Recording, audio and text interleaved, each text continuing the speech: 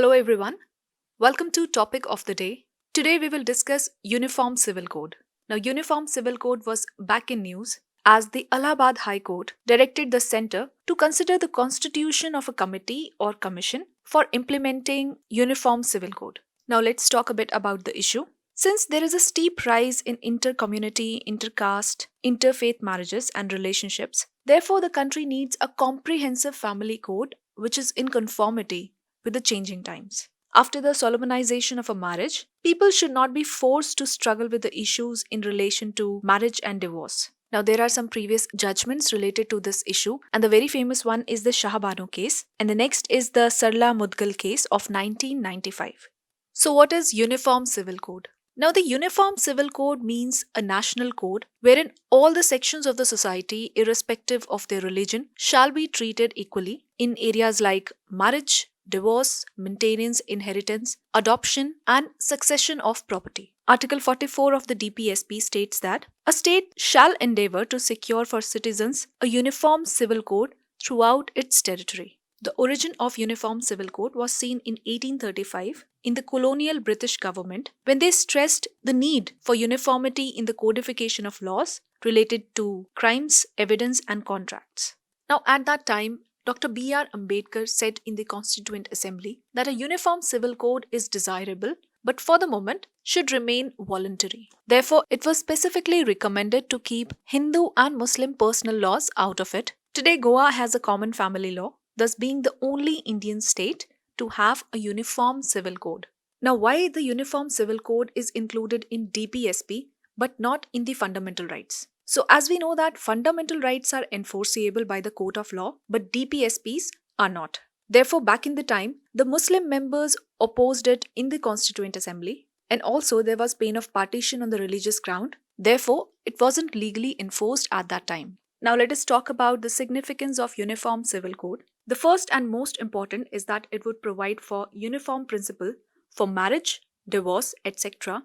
without conflicts and contradictions. Secondly, it would promote secularism and end the discrimination on religious grounds. Third, protection of vulnerable and women's rights.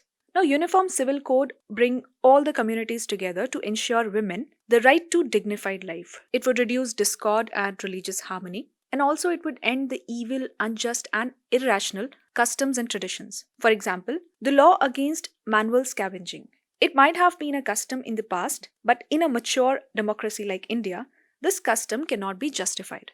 And lastly, it eases out the administration. Let's discuss some of the challenges. The first one being interference into the religious affairs. That is, it may violate the fundamental right guaranteed under Article 25 and 26 of the Constitution. Second, it leads to loss of unique tribal customs and traditions. Replacing the unique customs and traditions of tribals with a unified law may lead to identity crisis of the tribals, which may result into social tension. Then it may result to communal politics and tyranny to the minorities and threat to multiculturalism and nation's diversity. It may be counterproductive to national unity and integrity. Now lastly, as this is a sensitive issue, so it is very hard to get a political consensus on this. The minorities are actually treated as vote banks by the political party. Thus, it becomes a hurdle in implementing the Uniform Civil Code. Now, what can be a possible way forward to this? A uniform law, although highly desirable, but may be counterproductive to the unity and integrity of the nation,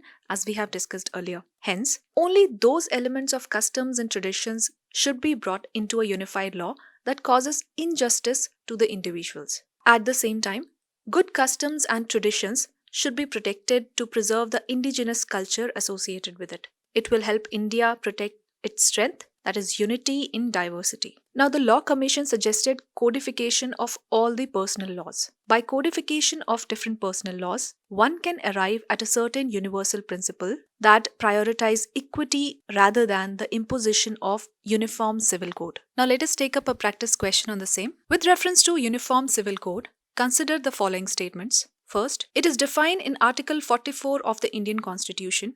Second, Goa and Arunachal Pradesh are the only states to have it.